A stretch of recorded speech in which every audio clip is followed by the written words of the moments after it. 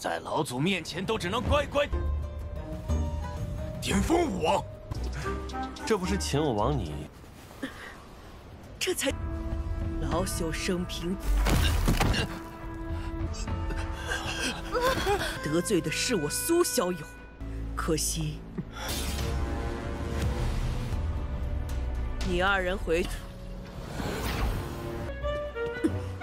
都是那两。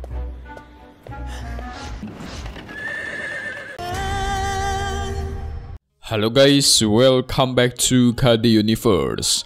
Mari kita lanjutkan Supreme Alchemy atau Tantau Cecun di hari Jumat ini ya guys ya.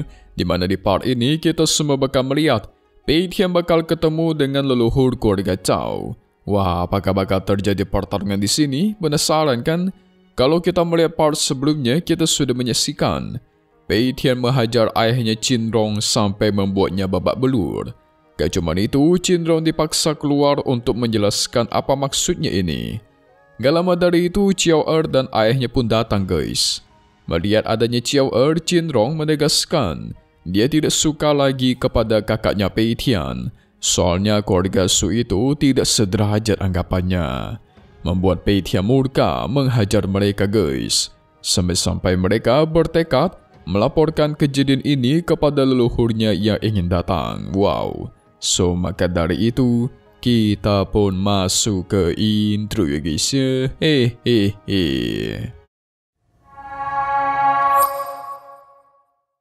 Pada akhirnya, leluhur mereka pun muncul.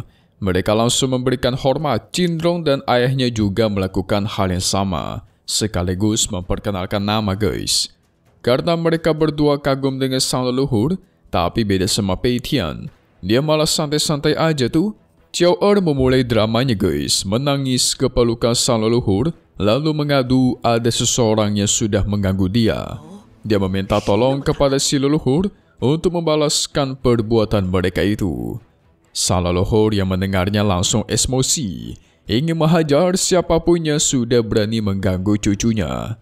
Ketika si leluhur berbalik melihat ke arah Peitian tuar, dia kaget guys, hanya bisa melongo.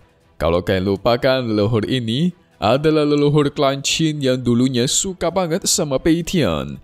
Sampai-sampai waktu itu Peitian mau dikasih semua harta kalau semisal dia setuju buat nikah. Hehehe, pasti kalian lupa tuh. Qiao Er dan ayahnya langsung tertawa keras di sini guys. Mereka menduga si leluhur bakal sangat emosi sampai tidak bisa berkata apapun. Dan pasti keluarga Su gak bakal selamat kali ini ya. Mendengar itu si ayah dan sang kakak menjadi semakin ketakutan dong. Mengira leluhur Qin ini benar-benar murka. Tao Kui bersiap menyuruh Peitian dan ayahnya mundur dulu, biarkan dia yang jadi umpan. Sampai-sampai dia langsung melesat maju untuk menyerang sang leluhur. Tapi ujung-ujungnya serangannya dengan mudah ditahan dan Tao Kui dihempaskan. Si leluhur sudah berada di ranah Raja Bela Diri Puncak guys. Ayahnya Qiao Er menambahkan dan menyuruh Peitian beserta keluarganya segera kabur dari sini kalau tidak mau meninggoy. 在老祖面前都只能乖乖。顶峰武王。 Pada akhirnya Peitian angkat bicara, menyuruh Tao Kui untuk mundur saja. Ayahnya Qinrong terus mengatai Peitian, menyuruh dia berlutut guys kalau tidak mau meninggoy dan kalau mau selamat. Pada akhirnya Peitian menyapa sang leluhur Qin. Tidak menyangka sudah lama tidak ketemu si leluhur, rananya sudah mencapai Raja Bela Diri. Tentu membuat mereka kaget dong. Kok bisa Peitian kenal sama leluhur Qin? Sama halnya dengan sang leluhur, dia langsung menyapa Peitian dan kelihatan kangen guys. Karena kan terakhir mereka ketemu udah sangat lama nih. Tapi Peitian meledek. Soalnya si leluhur kok malah berpihak kepada mereka ya. Seharusnya mereka memulai bertarung sekarang.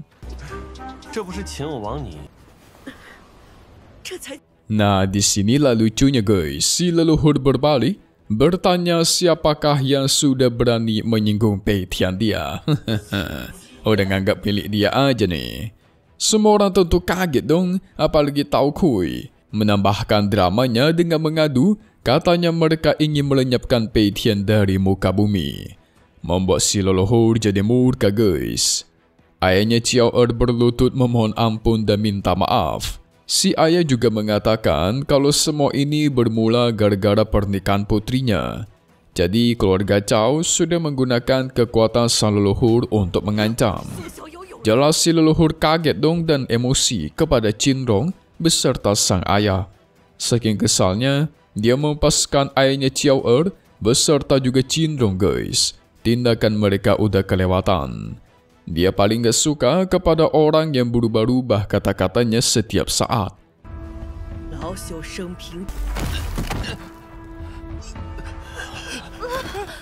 Qinrong mencoba memohon ampun, mengatakan kalau dia cuma cinta kepada si Chiao Er. Tapi Chiao Er langsung menolak guys.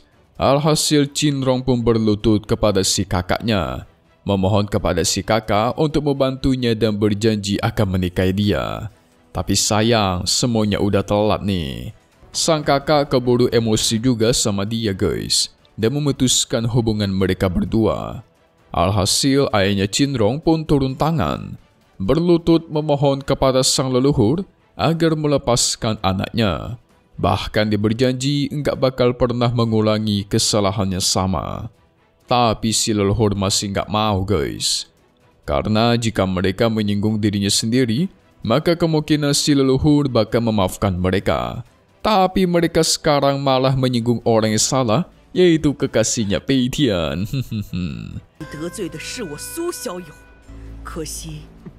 Qinrong langsung menghampiri Pei Tian dan memohon ampun, meminta maaf, meminta tolong agar dilepaskan.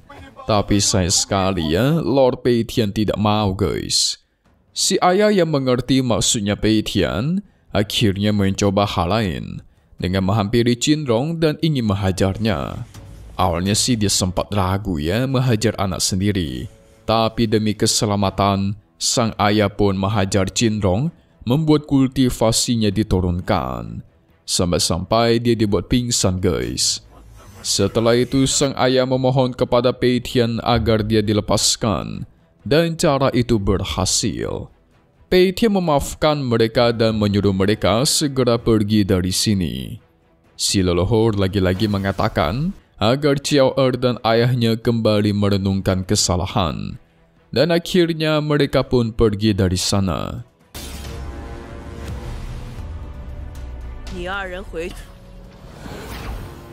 Setelah itu, sang leluhur menghampiri Pei Tian, mengatakan selama ini dia sudah menunggu-nunggu pertemuan ini.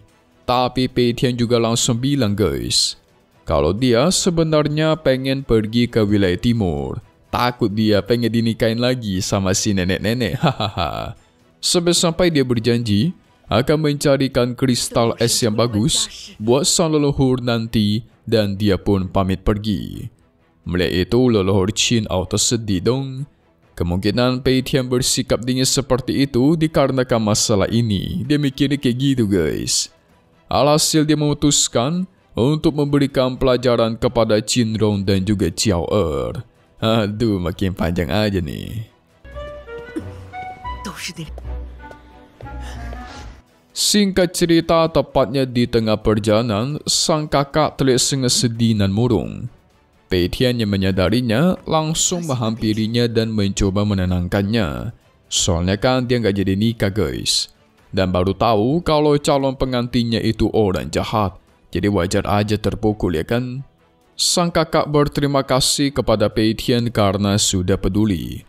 Dia juga menegaskan kalau dirinya akan ikut pergi bersama Pei Tian ke lembah pengobatan untuk menyelamatkan sang ibu.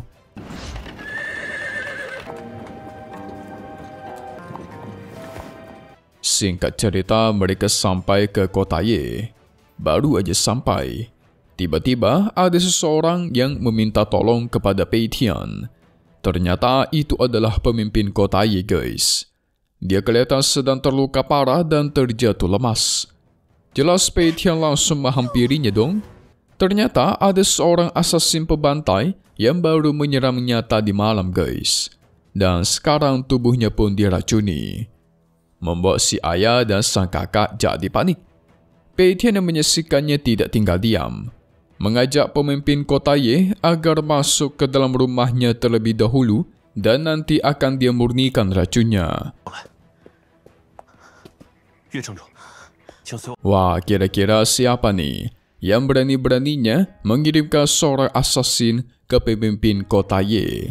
Pei Tian kali ini pasti turun tangan mencari siapakah dalam di balik ini semua. Tapi gimana kabarnya Mei ya? Kan dia ditinggal di kediaman keluarga Su untuk meningkatkan kekuatan. Penasaran kan dengan apa yang terjadi selanjutnya? So jangan kemana-mana dulu guys. Kita bakal masuk ke bagian spoiler untuk part 124 mendatang yang akan rilis lagi nanti. Jadi singkatnya nanti kita semua bakal melihat Pei Tian yang menghampiri Mia yang sedang berlatih di sebuah kolam. Ketika melihat Pei Tian yang datang langsung membuat Mia senang.